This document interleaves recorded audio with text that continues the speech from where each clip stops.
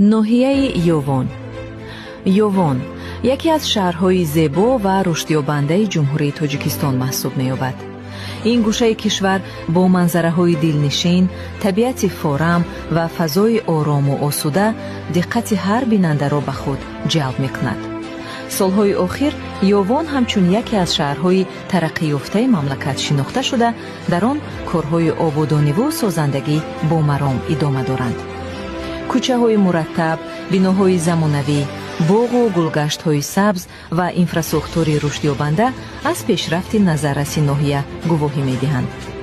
مردم مهنت دوست و فرهنگ پرور یوون با حیث بلند مسئولیت در رشد و آبادی دیار خود سهمی ارزنده می‌گذارند.